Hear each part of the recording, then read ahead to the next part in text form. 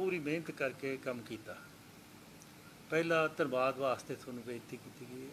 दूसरा, कुछ इस तरह दियां गल्लां जां अफवाहां साडे कन्नां 'च पै रहीआं ने कि जी की हो गया, इस तरह हो गया।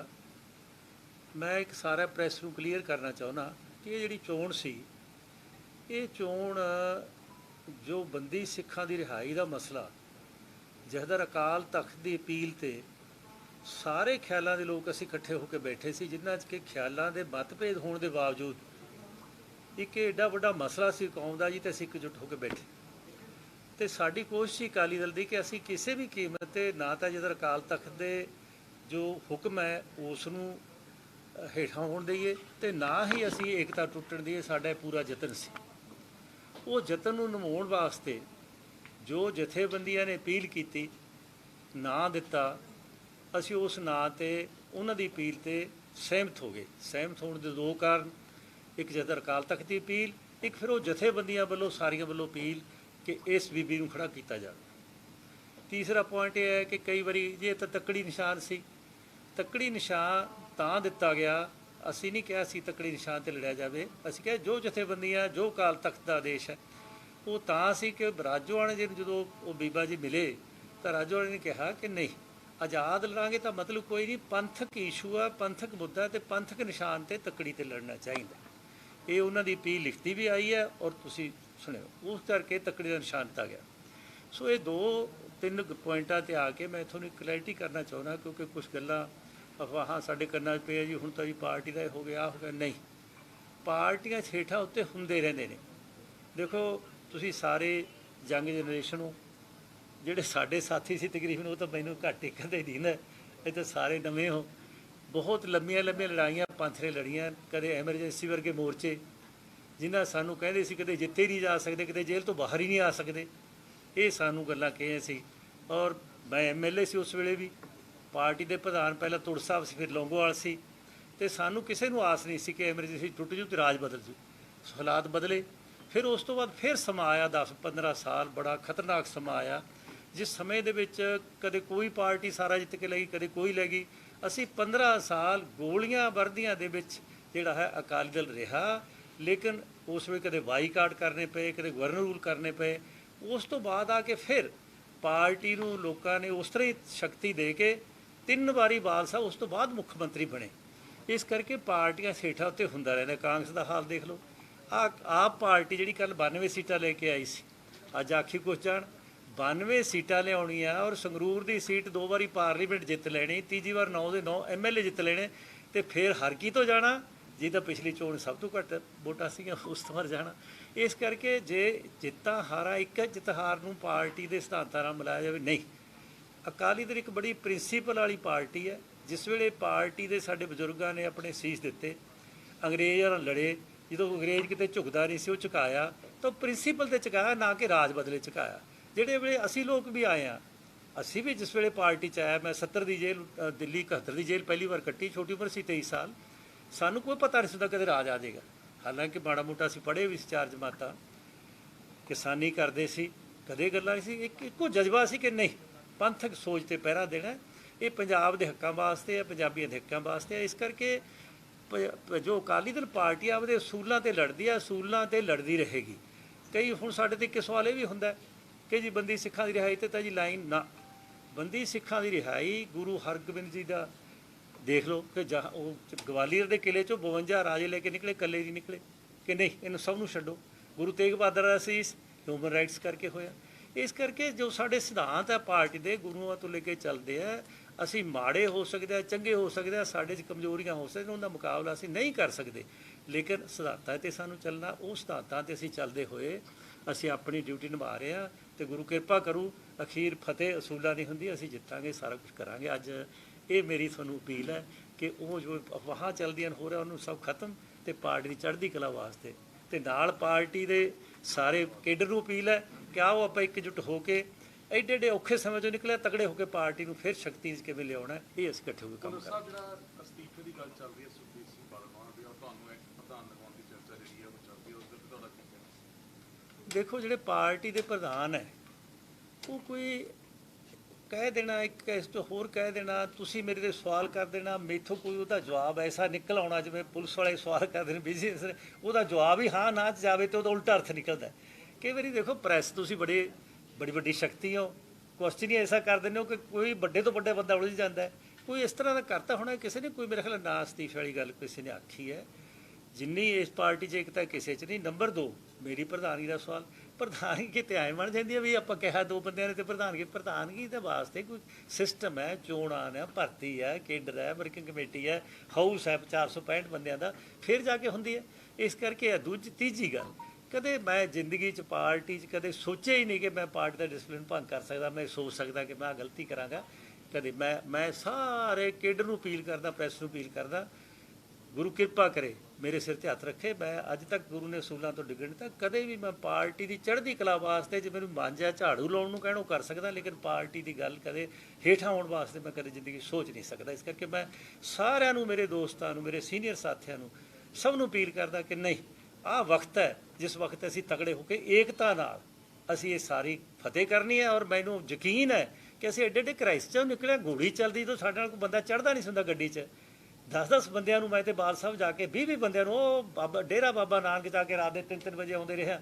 ਕੋਈ ਸੋਚਦਾ ਹੀ ਨਹੀਂ ਸੀ। ਕਹਿੰਦੇ ਸੀ ਬਾਲ ਸਾਹਿਬ ਤੁਹਾਨੂੰ ਟਰੈਕਟਰ ਤੇ ਚੜਾਤਾ, ਅਕਾਲੀ ਦਲ ਤਾਂ ਖਤਮ ਕਰਤਾ। ਤੇ ਜੋ ਉਸ ਵੇਲੇ ਆ ਕੇ 3 ਵਾਰ ਰਾਜ ਕਰ ਸਕਦੇ, ਹੁਣ ਤਾਂ ਗੱਲ ਹੀ ਕੁਛ ਨਹੀਂ, ਹੁਣ ਤਾਂ ਵੋਟਾਂ ਹੀ ਨੇ। ਇਸ ਕਰਕੇ ਕੋਈ ਐਸੀ ਗੱਲ ਨਹੀਂ, ਗੁਰੂ ਕਿਰਪਾ ਕਰੇਗਾ, ਸਭ ਠੀਕ ਹੋਏਗਾ। ਬਾਕੀ ਜਿਹੜੇ ਕੋਈ ਵਿਚਾਰ ਨਾ ਬਲਵਿੰਦਰ ਸਿੰਘ ਕੋ ਕਹਿ ਸਕਦਾ, ਨਾ ਕੋਈ ਵਿਚਾਰ ਦੀ ਤਾਂ ਗੱਲ ਆਈ ਹੈ। ਪਾਰਟੀ ਦੇ ਵਿੱਚ ਪਾਰਟੀ ਨੂੰ ਮਜ਼ਬੂਤ ਕਰਨ ਵਾਸਤੇ ਵਿਚਾਰ ਹੁੰਦੇ ਨੇ। ਕਦੇ ਇਹੋ ਜਿਹੇ ਸਮਿਆਂ 'ਚ ਆ ਕੇ ਪਾਰਟੀ ਦੀ ਲੀਡਰਸ਼ਿਪ ਨਹੀਂ ਬਦਲੀ ਜਾਂਦੀ, ਪਾਰਟੀ ਨੂੰ ਤਕੜਾ ਕਿਵੇਂ ਕੀਤਾ ਜਾਂਦਾ ਸੋਚਿਆ ਜਾਂਦਾ।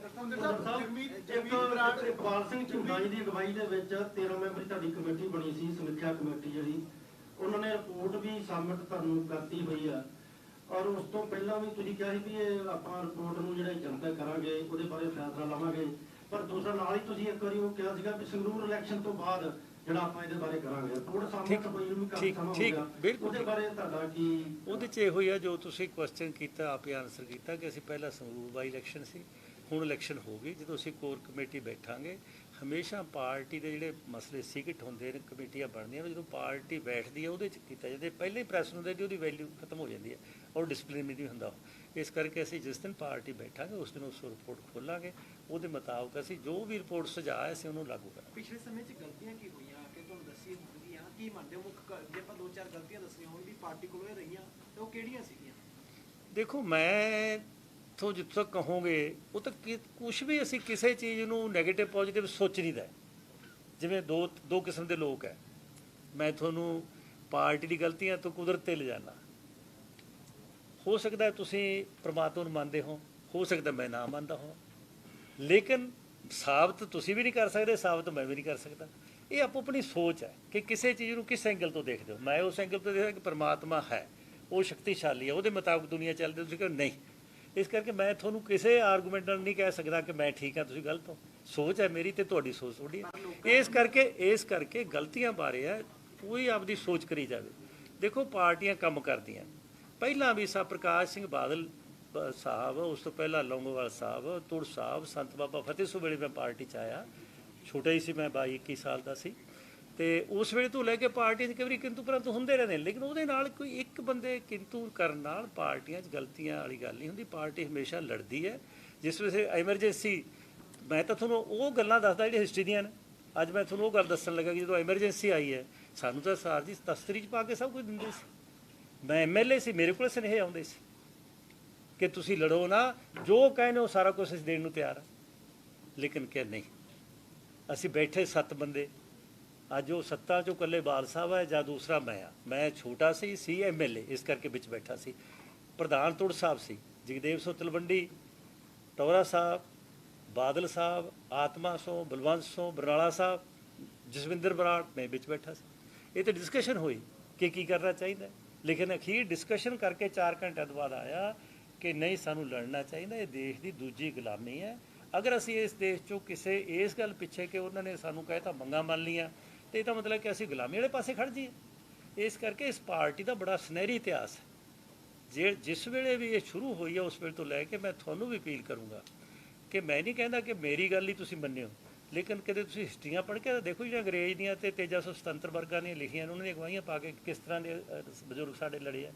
ਤੇ ਉਹ ਐਮਰਜੈਂਸੀ ਲੜਾਈ ਵੀ ਮੈਨੂੰ ਪਤਾ ਹੈ ਕਿ ਸਾਨੂੰ ਕਿ ਮੈਨੂੰ ਕਹਿੰਦੇ ਸੀ, ਮੇਰੇ ਹੱਥਕੜੀ ਐਮਐਲਏ ਦੇ ਲਾ ਨਹੀਂ ਸਕਦੇ, ਮੇਰੇ ਹੱਥਕੜੀ ਲੱਗੀ ਹੁੰਦੀ ਸੀ ਬਠਿੰਡੇ ਜੇਲ੍ਹ 'ਚ ਲਿਆਉਂਦੇ ਸੀ, ਜਦੋਂ ਕਿ ਉਹ ਕਮਲਾ ਥਾਣੇਦਾਰ ਮੈਨੂੰ ਪੈਦਲ ਤੋੜ ਕੇ ਲੈ ਗਿਆ ਤੇ ਅਸੀਂ ਮੁਰਦਾ ਜਿੰਦਾਬਾਦ ਕਰੇਗੇ, ਮੇਰੇ ਮਗਰ ਕਰਦੇ ਜਾਣ। ਉਹ ਆਹ ਕੱਲ੍ਹ ਦਾ ਜਵਾਕ ਹੈ, ਇਹ ਕਿਉਂ ਪੰਗਾ ਲਈ ਬੈਠਾ ਹੈ? ਉਹ ਯਾਰ ਆਹ ਤਾਂ ਮੁੰਡਾ ਆਪਣਾ ਐਮਐਲਏ ਕੱਲ੍ਹ ਦਾ। ਹੁਣ ਮਾਨਸਾ ਮੇਰੇ ਮਗਰ ਮੇਰਾ ਇਲਾਕਾ ਸੀ, ਉਹਨੂੰ ਕਿਹੜੇ ਸੀ ਮਗਰ ਕਰਦੇ ਹੁਣ, ਕੋਈ ਮੇਰੀ ਉਮਰ ਹੀ ਸਾਰੀ ਉਹ ਛੋਟੀ 26-27 ਸਾਲ ਦੀ ਸੀ। ਇਸ ਕਰਕੇ ਇਹ ਜਿਹੜਾ ਸਮਾਂ ਹੈ, ਹਾਲਾਤ ਹੈ ਔਖੇ ਤੋਂ ਔਖੇ, ਉਹ ਦੋ ਖਿਆਲ ਹੁੰਦੇ ਨੇ, ਯਾਰ ਗਲਤ ਹੋ ਗਿਆ ਤਾਂ ਠੀਕ ਹੋ ਗਿਆ। ਲੇਕਿਨ ਜੇ ਤੁਹਾਡੇ ਇਰਾਦੇ ਸਖਤ ਨੇ ਤੇ ਦੁਨੀਆ ਦੀ ਕੋਈ ਤਾਕਤ ਨਹੀਂ ਜਿਹੜੇ ਤੁਹਾਡੇ ਤੁਸੀਂ ਕਿਸੇ ਚੀਜ਼ ਨੂੰ ਬਦਲ। ਜਗਜੀਤ ਬਰਾੜ ਜੋ ਚੀਜ਼ ਕਹਿ ਰਹੇ ਨੇ ਕਿ ਸਭ ਤੋਂ ਸੀਨੀਅਰ ਤੁਸੀਂ ਉਹ ਬਲਵਿੰਦਰ ਭੁੱਲਰ ਸਭ ਤੋਂ ਸੀਨੀਅਰ ਨੇ, ਔਰ ਪਾਰਟੀ ਦੇ ਸਟਰਕਚਰ ਨੂੰ ਚੇਂਜ ਕਰਨ ਤੇ ਵਿਚਾਰ ਹੋ ਰਿਹਾ। ਉਹਨਾਂ ਨੇ ਇੰਡੀਕੇਸ਼ਨ ਵੀ ਦਿੱਤੀ ਹੈ ਕਿ ਜਲਦ ਬਦਲਾਅ ਹੋਏਗਾ, ਕੋਰ ਕਮੇਟੀ 'ਚ ਚਰਚਾ ਵੀ ਹੋਏਗੀ, ਰਿਪੋਰਟ ਆਈ ਹੈ ਇੰਟਰਨਲ। ਤੇ ਜਗਮੀਤ ਬਰਾੜ ਕਹਿ ਰਹੇ ਨੇ, ਉਹ ਸੀਨੀਅਰ ਪ੍ਰਧਾਨ ਵੀ ਨੇ ਕੋਰ ਕਮੇਟੀ ਦੇ। ਦੇਖੋ ਮੇਰੇ ਸਾਰੇ ਸਾਥੀ ਬਹੁਤ ਪਿਆਰੇ ਨੇ, ਮੈਂ ਕਦੇ ਹਰ ਇੱਕ ਬੰਦੇ ਦੀ ਮੈਂ ਸਤਿਕਾਰ ਕਰਦਾ, ਹਰ ਇੱਕ ਨੂੰ ਪਿਆਰ ਕਰਦਾ। ਪਾਰਟੀ ਚੱਲਦੀ ਤਾਂ ਹੈ, ਬਾਕੀ ਸੀਨੀਅਰ ਮੈਂ ਨਹੀਂ ਕਹਾ ਸਕਦਾ। ਸੀਨੀਅਰ ਤਾਂ ਬਾਦਲ ਸਾਹਿਬ ਉਸ ਤੋਂ ਵੱਡੇ ਜਾਂ ਸੁਖਬੀਰ ਸਿੰਘ ਬਾਦਲ ਪ੍ਰਧਾਨ ਜੀ ਹੈ, ਮੈਂ ਵੀ ਇੱਕ ਸੇਵਾਦਾਰ ਹਾਂ ਦੂਜੇ ਤਰ੍ਹਾਂ। ਇਸ ਕਰਕੇ ਜੋ ਉਹਨਾਂ ਨੇ ਕਿਹਾ ਮੈਂ ਦੇਖੋ ਉਸ ਨੂੰ ਪੂਰਾ ਸੁਣਿਆ ਨਹੀਂ ਕੀ ਕਿਹਾ, ਲੇਕਿਨ ਕਈ ਵਾਰੀ ਤੁਸੀਂ ਕੋਈ ਕੁਐਸਚਨ ਕਰਦੇ ਉਹਦਾ ਉਹ ਆਨਸਰ ਦਿੰਦੇ ਨੇ, ਮੈਂ ਉਸ ਗੱਲ 'ਚ ਜ਼ਿਆਦਾ ਨਹੀਂ ਪੈਣਾ। ਉਹ ਕੋਈ ਕਈ ਵਾਰੀ ਕੁਐਸਚਨ ਆਨਸਰ 'ਚ ਕਿਹੜਾ ਬੰਦਾ ਕਿਸ ਕੰਟੈਕਸਟ 'ਚ ਕਹਿ ਰਿਹਾ ਉਹਦੇ 'ਤੇ ਆਪਾਂ ਜੇ ਜ਼ਿਆਦਾ ਜਾਈਏ ਉਹ ਅੱਛਾ ਨਹੀਂ ਲੱਗਦਾ। ਇਹ ਮੇਰੀ ਇਹੋ ਹੀ ਅਪੀਲ ਹੈ ਸਾਰਿਆਂ ਨੂੰ ਕਿ ਜੇ ਕੋਈ ਵੀ ਗੱਲ ਅਸੀਂ ਕਰਾਂਗੇ, ਅਸੀਂ ਬਹਿ ਕੇ ਪਾਰਟੀ 'ਚ ਅੰਦਰ ਬੈਠ ਕੇ ਕਰਾਂਗੇ, ਬਾਹਰ ਬੈਠ ਕੇ ਅਸੀਂ ਕੋਈ ਗੱਲ ਨਹੀਂ ਕਰਾਂਗੇ। ਔਰ ਮੈਨੂੰ ਯਕੀਨ ਹੈ ਕਿ ਮੇਰੇ ਸਾਰੇ ਸੀਨੀਅਰ ਸਾਥੀ ਜਿਹੜੇ ਅਸੀਂ ਸਾਰੇ ਇਕੱਠੇ ਹੋ ਕੇ ਅਸੀਂ ਬੈਠ ਕੇ ਅਸੀਂ ਪਾਰਟੀ ਨੂੰ ਅੱਗੇ ਲਿਜਾਵਾਂਗੇ। ਸਾਹਿਬ ਇੱਕ ਚੀਜ਼ ਉਹ ਕਹਿ ਰਹੇ ਨੇ ਕਿ ਅਕਾਲੀ ਦਲ ਔਰ ਬਾਦਲ ਪਰਿਵਾਰ ਦੋਨਾਂ 'ਚ ਫਰਕ ਸਮਝਣ ਦੀ ਜ਼ਰੂਰਤ ਹੈ ਅੱਜ ਲੋਕਾਂ ਨੂੰ, ਔਰ ਇਹੀ ਫਰਕ ਪਾਰਟੀ ਨੇ ਵੀ ਸਮਝਿਆ, ਇਸੇ ਕਰਕੇ ਤਬਦੀਲੀ ਆਈ ਔਰ ਤੁਹਾਨੂੰ ਪ੍ਰਧਾਨ ਬਣਾਇਆ ਗਿਆ। ਅਸਲ 'ਚ ਅਕਾਲੀ ਦਲ ਤੇ ਬਾਦਲ ਪਰਿਵਾਰ ਦੋ ਚੀਜ਼ਾਂ ਨਹੀਂ, ਅਕਾਲੀ ਦਲ ਇੱਕੋ ਹੀ ਹੈ। ਬਾਦਲ ਪਰਿਵਾਰ ਇਹ ਕਹਿ ਸਕਦੇ ਕਿ ਸਰਦਾਰ ਪ੍ਰਕਾਸ਼ ਸਿੰਘ ਬਾਦਲ ਨੇ 50 ਸਾਲ ਬਹੁਤ ਲੜਾਈਆਂ ਲੜਦੇ ਇੱਕ ਸਮਾਂ ਆ ਗਿਆ ਕਿ ਉਹਨੂੰ ਪ੍ਰਧਾਨ ਬਣਾਇਆ ਗਿਆ।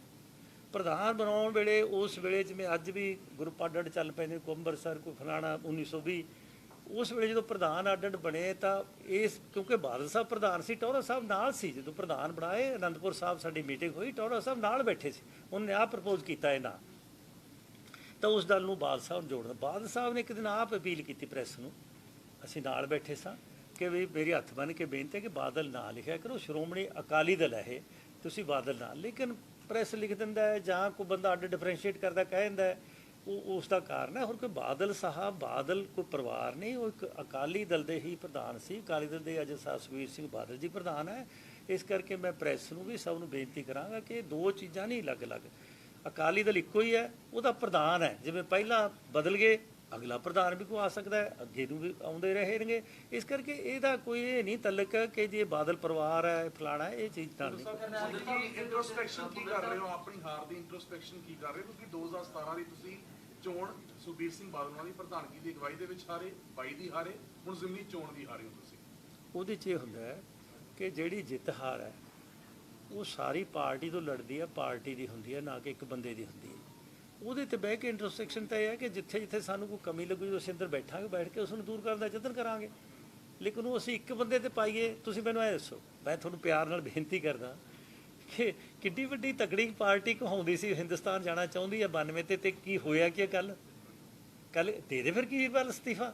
ਤੇ ਕਾਂਗਰਸ ਲੜਦੀ ਕਿੱਥੇ ਆ ਗਈ, ਹਰ ਸੀਟ ਹਾਰੀ ਜਾਂਦੀ ਹੈ, ਤੇ ਰਾਹੁਲ ਤੇ ਉਹ ਕਿਸੇ ਨੇ ਅਸਤੀਫਾ ਨਹੀਂ ਦਿੱਤਾ। ਅੱਛਾ ਬੀਜੇਪੀ ਜਦੋਂ ਅੱਡ ਹੋਇਆ ਜਨਤਾ ਤੋਂ 80 ਐਮਪੀਆਂ ਤੋਂ 2 ਐਮਪੀਆਂ ਤੇ ਆ ਗਏ, ਦੋ ਤੋਂ ਫਿਰ 200 ਤੇ ਪਾ ਗਏ, ਹੁਣ 400 ਤੇ ਪਾ ਗਏ। ਇਹ ਤਾਂ ਜਿੱਤਾਂ ਹਾਰਾਂ ਤੇ ਅੱਗੇ ਪਿੱਛੇ ਹੁੰਦਾ ਰਹਿੰਦਾ। ਕਰਨੈਲ ਸਿੰਘ ਪੰਜੋਲੀ ਉਹਨਾਂ ਨੇ ਵੀ ਕਿਹਾ ਕਿ ਸਾਰੇ ਉਹਦੇ ਛੱਡ ਦੇਣੇ ਚਾਹੀਦੇ ਆ, ਕੋਈ ਹਰਪ੍ਰੀਤ ਸਿੰਘ ਹੋਣਾ ਨੂੰ ਸੌਂਪ ਦੇਣੇ ਚਾਹੀਦੇ ਆ। ਮੇਰੀ ਪਿਆਰ ਨਾਲ ਤੁਹਾਨੂੰ ਬੇਨਤੀ ਹੈ ਕਿ ਜਿਹੜੇ ਕੋਈ ਇੰਡੀਵਿਜੂਅਲ ਰਾਏ ਹੁੰਦੀ ਹੈ, ਇਹ ਰਾਇਆਂ ਹੁੰਦੀਆਂ ਨਹੀਂ ਹੈ।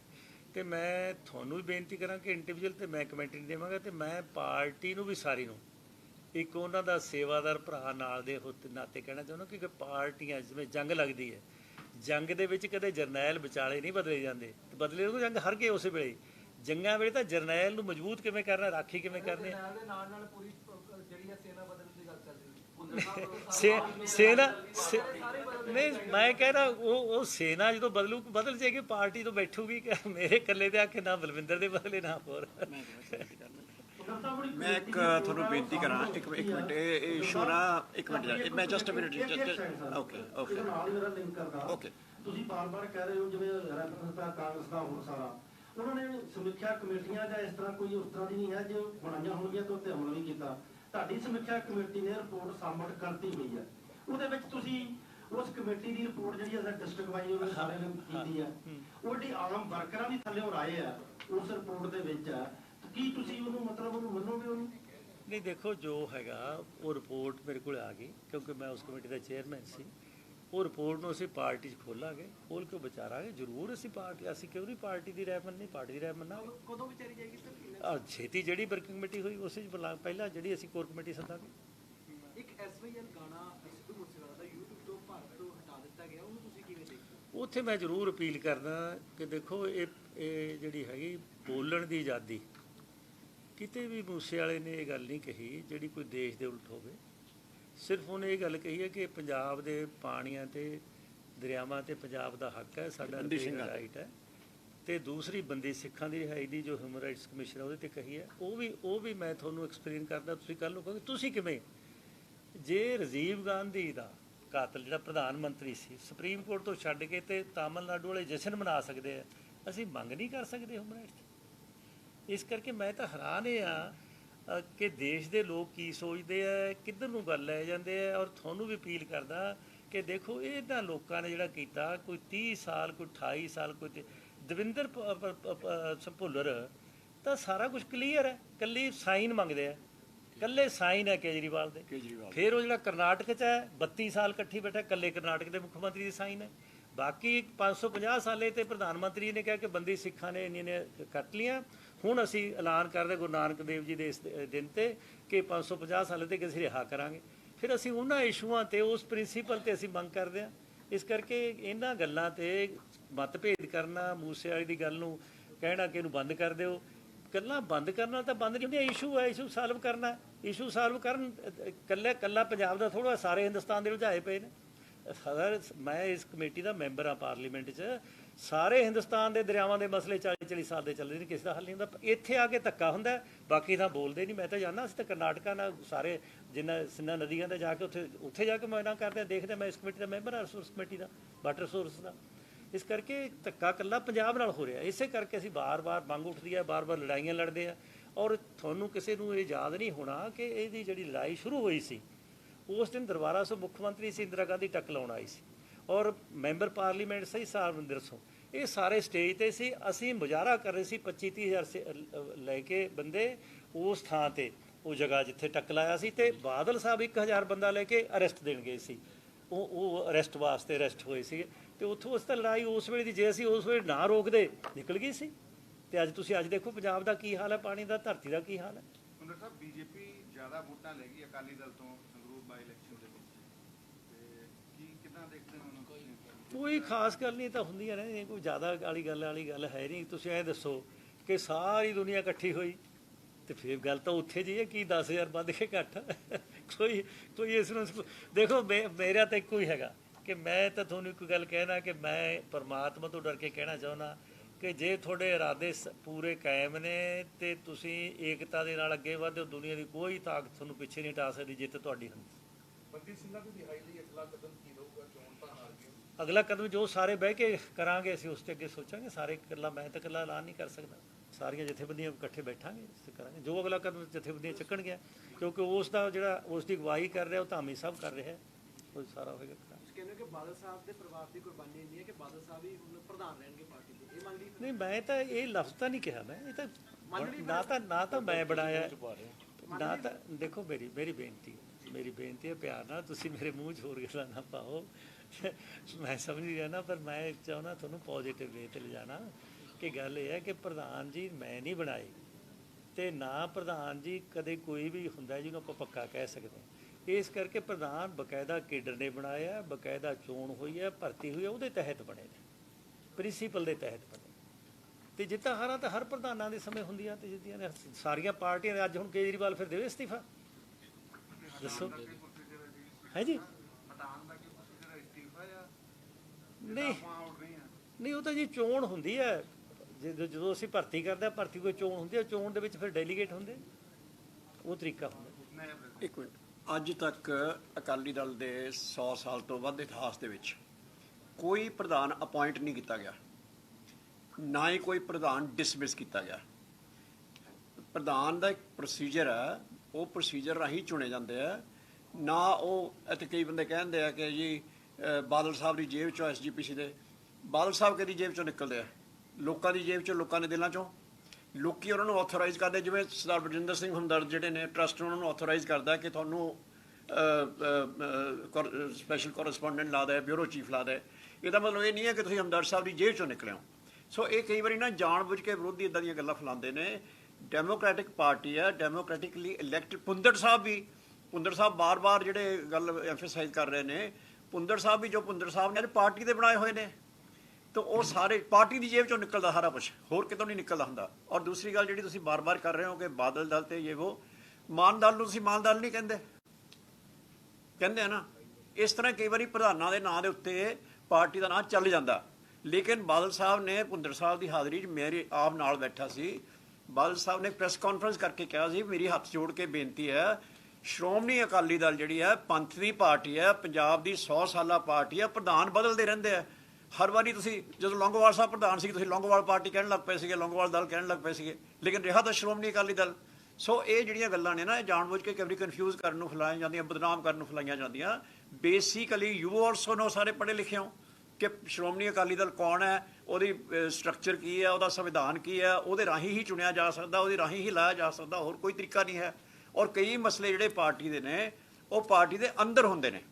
ਕੋਰਟ ਜਿਵੇਂ ਤੁਹਾਡੇ ਟਰਸਟ ਦੇ, ਅਜੀਤ ਟਰਸਟ ਦੇ ਜਾਂ ਹੋਰ ਅਖਬਾਰਾਂ ਦੇ, ਉਹ ਤੁਸੀਂ ਆਪਣੇ ਅੰਦਰ ਮੈਨੇਜਮੈਂਟ 'ਚ ਬੈਠ ਕੇ ਕਰਦੇ ਹੋ। ਇਸ ਤਰ੍ਹਾਂ ਸ਼੍ਰੋਮਣੀ ਅਕਾਲੀ ਦਲ ਵੀ ਅੰਦਰ ਬੈਠ ਕੇ ਕਰਦਾ। ਜੇ ਕੋਈ ਮੈਂਬਰ ਬਾਹਰ ਕਰ ਵੀ ਦੇਵੇ, ਜਿਵੇਂ ਤੁਸੀਂ ਜਗਮੀਤ ਬਰਾੜ ਹੋਣਾ ਦੀ ਗੱਲ ਕਰ ਰਹੇ ਹੋ, ਬੜੇ ਸਤਿਕਾਰਯੋਗ ਨੇ, ਲੇਕਿਨ ਉਹਨਾਂ ਦਾ ਨਿੱਜੀ ਵਿਊ ਆ ਉਹ। ਲੇਕਿਨ ਅਸਲੀ ਵਿਊ ਕਿਹਦਾ ਹੋਏਗਾ? ਜਿਹੜਾ ਪਾਰਟੀ ਦਾ ਵੀ ਹੋਏਗਾ। ਜੋ ਵੀ ਹੋਏਗਾ, ਚਾਹੇ ਸ਼ਾਇਦ ਬਰਾੜ ਸਾਹਿਬ ਵਾਲਾ ਹੋਵੇ ਜਾਂ ਉਹਦੇ ਉਲਟ ਹੋਵੇ, ਲੇਕਿਨ ਜੋ ਵੀ ਹੋਵੇ ਉਹ ਪਾਰਟੀ ਦਾ ਵੀ ਹੁੰਦਾ। ਮੇਰਾ ਵੀ ਥੋੜ੍ਹੇ ਮੈਟਰ ਕਰਦਾ ਉੱਥੇ। ਇਸ ਕਰਕੇ ਬੇਨਤੀ ਹੈ ਕਿ ਜਿਹੜੀਆਂ ਇਹ ਕਾਈਟ ਫਲਾਈਂਗ ਜਿਹੜੀ ਹੈ ਥੋੜ੍ਹੀ ਜਿਹੀ, ਤੁਸੀਂ ਤਾਂ ਖੈਰ ਮੇਰੇ ਤੋਂ ਜ਼ਿਆਦਾ ਜਾਣਦੇ ਹੋ, ਪਰ ਥੋੜ੍ਹਾ ਜਿਹਾ ਮੈਂ ਵੀ ਮੀਡੀਆ 'ਚ ਰਿਹਾ ਨਾ, ਅਤੇ ਇਸ ਕਰਕੇ ਉਹ ਤਾਂ ਥੋੜ੍ਹਾ ਜਿਹਾ ਆਪਾਂ ਸਟੇਟ ਦੇ ਹਿੱਤ ਦੇ ਵਿੱਚ। ਅੱਛਾ, ਦੂਸਰੀ ਗੱਲ ਜਿਹੜੀ ਤੁਸੀਂ ਬਾਰ-ਬਾਰ ਕਰ ਰਹੇ ਹੋ ਸ਼ੋਇੰਗ ਦੀ, ਦੇਖੋ ਮਾਨ ਸਾਹਿਬ ਦਾ ਆਪਾਂ ਬੜਾ ਸਤਿਕਾਰ ਕਰਦੇ, ਲੋਕਾਂ ਨੇ ਉਹਨਾਂ ਨੂੰ ਮਾਣ ਬਖਸ਼ਿਆ, ਲੇਕਿਨ ਮਾਨ ਸਾਹਿਬ ਖੁਦ ਹੀ ਕਹਿੰਦੇ ਆ ਕਿ ਕਿਸੇ ਵੇਲੇ ਲੋਕ ਕਹਿੰਦੇ ਸੀ ਕਿ ਮੈਨੂੰ ਤਾਂ ਕੋਈ ਵੋਟ ਨਹੀਂ ਪਾਉਂਦਾ। 13,000 ਵੋਟ ਉਹਨਾਂ ਨੂੰ ਪਈ ਸੀ ਇੱਕ ਵਾਰੀ, ਸਾਨੂੰ ਤਾਂ ਫਿਰ 50,000 ਦੇ ਨੇੜੇ ਪਈ ਹੈ, ਲੇਕਿਨ ਉਹਨਾਂ ਨੂੰ 13,000 ਪਈ ਸੀ, ਲੇਕਿਨ ਉਹਨੇ ਹੌਸਲਾ ਤਾਂ ਨਹੀਂ ਛੱਡਤਾ, ਲੜੀ ਗਏ। 22 ਸਾਲ ਬਾਅਦ ਉਹ ਦੁਬਾਰਾ ਜਿੱਤੇ ਨੇ। ਤਾਂ ਇਸ ਤਰ੍ਹਾਂ ਹੁੰਦਾ ਹੈ ਜ਼ਿੰਦਗੀ ਦੇ ਵਿੱਚ, ਕਈ ਵਾਰੀ ਇਹ ਸਾਰਾ ਕੁਝ ਚੱਲਦਾ। ਦੇਖੋ, ਮੇਰਾ ਮਤਲਬ ਇਹ ਹੈ ਕਿ ਪਾਰਟੀ, ਭੁੰਦੜ ਸਾਹਿਬ ਨੇ ਬਹੁਤ ਖੂਬਸੂਰਤੀ ਨਾਲ ਗੱਲ ਕਰਤੀ ਹੈ ਕਿ ਬੰਦੀ ਸਿੰਘਾਂ ਦੀ ਵੀ ਜਿਹੜੇ ਇਸ਼ੂ ਸੀਗਾ, ਉਹ ਇਕੱਲੇ ਉਹਨਾਂ ਸਿੰਘਾਂ ਦਾ ਨਹੀਂ ਸੀ ਜਿਹੜੇ ਬੰਦੀ ਸਿੰਘ ਹੈ, ਉਹਨਾਂ ਦਾ ਤਾਂ ਹੈ ਹੀ ਹੈ, ਲੇਕਿਨ ਇੱਕ ਵੱਡਾ ਇਸ਼ੂ ਹੈ ਜਿਹੜਾ ਕਿ 6ਵੇਂ ਪਾਤਸ਼ਾਹ ਦਾ ਔਰ ਗੁਰੂ ਤੇਗ ਬਹਾਦਰ ਮਹਾਰਾਜ ਦਾ, ਕਿ ਹਿਊਮਨ ਰਾਈਟਸ ਲਈ ਅਕਾਲੀ ਦਲ ਦੂਜਿਆਂ ਦੇ ਹੱਕਾਂ ਲਈ ਵੀ ਲੜਦਾ ਜਾ ਕੇ ਰਿਹਾ। ਐਮਰਜੈਂਸੀ ਦੀ ਲੜਾਈ ਕੋਈ ਸਾਡੀ ਲੜਾਈ ਥੋੜ੍ਹੇ ਸੀ, ਦੇਸ਼ ਦੀ ਲੜਾਈ ਸੀ। ਲੜੀ ਕੇ ਨੇ ਸਿਰਫ ਅਕਾਲੀ ਦਲ ਨੇ। ਸੋ ਉਹ ਪਿੱਛੇ ਥੋੜ੍ਹੇ ਹਟੇ, ਪਾਵਰ 'ਚੋਂ ਬਾਹਰ ਹੋ ਗਏ। 18 ਸਾਲ ਬਾਦਲ ਸਾਹਿਬ ਬਾਹਰ ਰਹੇ ਪਾਵਰ 'ਚੋਂ, ਲੇਕਿਨ ਇਹ ਤਾਂ ਨਹੀਂ ਉਹਨਾਂ ਨੇ ਕਿਹਾ ਮੈਂ ਕੰਪਰੋਮਾਈਜ਼ ਕਰਦਾ। ਔਰ ਜਿਹੜੀ ਤੁਸੀਂ ਸਿੱਧੂ ਮੂਸੇਵਾਲੇ ਦੀ ਗੱਲ ਕਰਦੇ, ਉਹ ਤਾਂ 100 ਗਏ ਅਕਾਲੀ ਦਲ ਦਾ, ਉਹ ਤਾਂ ਗਾਣਾ ਹੀ ਅਕਾਲੀ ਦਲ ਦਾ ਹੈ, ਕਿਉਂਕਿ ਗੱਲਾਂ ਮੰਗ ਕੀ ਰਿਹਾ, SYL, ਚੰਡੀਗੜ੍ਹ, ਹੱਕ, ਬੰਦੀ ਸਿੰਘ, ਸਾਰੇ ਸਿੱਖਾਂ ਦੀ ਗੱਲ ਕਰ ਰਿਹਾ, ਸਾਰੇ ਪੰਥ ਦੀ ਗੱਲ ਕਰ ਰਿਹਾ, ਪੰਜਾਬ ਦੀ ਗੱਲ ਕਰ ਰਿਹਾ। ਤਾਂ ਅਸੀਂ ਤਾਂ ਇਕੱਲੇ ਪ੍ਰਧਾਨ ਸਾਹਿਬ ਨੇ ਉਹਨੂੰ ਕਹਿਤਾ ਸੀਗਾ ਕਿ ਅਸੀਂ ਬੈਨ ਨੂੰ ਅਪੋਜ਼ ਕਰਦੇ ਹਾਂ। ਉਹ ਤਾਂ ਗਾਣਾ ਹੀ ਸ਼੍ਰੋਮਣੀ ਅਕਾਲੀ ਦਲ ਦੇ ਜਜ਼ਬਾਤ, ਪੰਜਾਬ ਦੇ ਜਜ਼ਬਾਤ, ਪੰਥ ਦੇ ਜਜ਼ਬਾਤ ਇੱਕ ਨੇ, ਔਰ ਉਹਨਾਂ ਜਜ਼ਬਾਤ ਬਾਰੇ ਉਹ ਗਾਣਾ ਹੈ। ਵੈਸਾ ਲੰਬਾ ਸਮਾਂ ਤੁਸੀਂ BJP ਦੇ ਨਾਲ ਰਹੇ ਹੋ, ਜੇ ਅਕਾਲੀ ਦਲ ਦਾ ਗਾਣਾ ਸੀ, ਫਿਰ ਇਹ ਗਾਣੇ ਦੇ ਉੱਤੇ ਕੰਮ ਕਿਉਂ ਨਹੀਂ ਕੀਤਾ ਗਿਆ? ਬੜਾ ਲੰਬਾ ਕੀਤਾ ਇਹਦਾ ਇਹ ਕਾਕਾ, ਇਹਦੇ ਵਿੱਚ ਤਾਂ ਅਸੀਂ ਬੜੀਆਂ ਜੇਲ੍ਹਾਂ, ਜਿਹੜਾ ਪੰਜਾਬ ਦਾ ਖੂਨ ਖਰਾਬਾ ਹੋਇਆ ਇਹ SYL ਤੇ ਹੀ ਹੋਇਆ। ਪੰਜਾਬ ਦੇ ਇਸ਼ੂਆਂ ਤੇ ਅਸੀਂ 10 ਸਾਲ ਲੜੇ, ਉਸੇ ਤੇ ਬਾਈਕਾਟ ਕੀਤੇ, ਉਸੇ ਤੇ ਖੂਨ ਖਰਾਬਾ ਹੋਇਆ, ਉਸੇ ਕਾਰਨ ਹੀ ਸਾਨੂੰ ਮਾਰਿਆ ਗਿਆ, ਉਸੇ ਕਾਰਨ ਹੀ ਬਲੂ ਸਟਾਰ ਹੋਇਆ।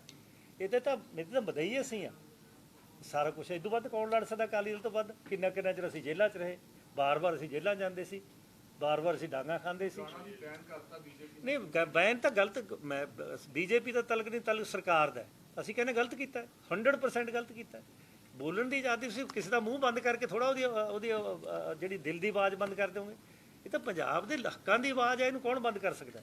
ਇਸ ਕਰਕੇ ਇਹਦੇ ਵਾਸਤੇ ਅਕਾਲੀ ਦਲ ਲੜਦਾ ਆਇਆ, ਲੜਦਾ ਰਹੇਗਾ, ਕਦੇ ਵੀ ਕੋਈ ਐਸੀ ਗੱਲ ਨਹੀਂ ਕਿ ਇਸ ਤੋਂ ਪਿੱਛੇ। ਦੂਜੀ ਇੱਕ ਮੈਂ ਆਖਰ 'ਚ ਤੁਹਾਨੂੰ ਅਪੀਲ ਕਰਦਾ, ਮੈਂ ਤੁਹਾਡੇ ਸਾਰਿਆਂ ਰਾਹੀਂ ਕਿ ਦੇਖੋ ਛੋਟਾ ਜਿਹਾ ਸੇਵਾਦਾਰ ਹੋਣ ਦੇ ਨਾਤੇ ਮੈਂ ਸਾਰੀ ਪਾਰਟੀ ਦੇ ਕੇਡਰ ਤੋਂ ਲੈ ਕੇ ਸਾਰੇ ਪੰਥ ਹਮਦਰਦੀਆਂ ਨੂੰ ਔਰ ਜੋ ਪੰਜਾਬ ਦੇ ਭਲੇ ਸੋਚਦੇ ਨੇ ਕਿ ਉਹਦੇ ਵਾਸਤੇ ਅਪੀਲ ਕਰਦਾ ਕਿ ਸਾਨੂੰ ਇਕੱਠੇ ਹੋ ਕੇ ਕੋਈ ਕਿਸੇ ਇੱਧਰ ਉੱਧਰ ਦੀ ਗੱਲ 'ਚ ਨਹੀਂ, ਇਕੱਠੇ ਹੋ ਕੇ ਪਾਰਟੀ ਨੂੰ ਮਜ਼ਬੂਤ ਕਰਨ ਵਾਸਤੇ ਕੰਮ ਕਰਨਾ ਚਾਹੀਦਾ। ਮੇਰੀ ਸਾਰਿਆਂ ਨੂੰ ਅਪੀਲ ਹੈ ਔਰ ਜੋ ਕੋਈ ਅਸੀਂ ਬਹਿ ਕੇ ਅੰਦਰ ਬੈਠ ਕੇ ਸੋਚ ਕੇ ਅੱਗੇ ਵਧੀਏ ਤਾਂ ਕਿ ਪਾਰਟੀ ਹੈ ਜਿਹੜੀ ਇਸ ਸੂਬੇ ਦਾ ਦੇਸ਼ ਦਾ ਭਲਾ ਕਰਨ ਵਾਸਤੇ ਲੜ ਸਕੇ। ਇਹ ਮੇਰੀ ਅਪੀਲ ਹੈ ਸਾਰਿਆਂ ਨੂੰ। ਧੰਨਵਾਦ। ਧੰਨਵਾਦ ਜੀ ਸਾਰਿਆਂ ਨੂੰ।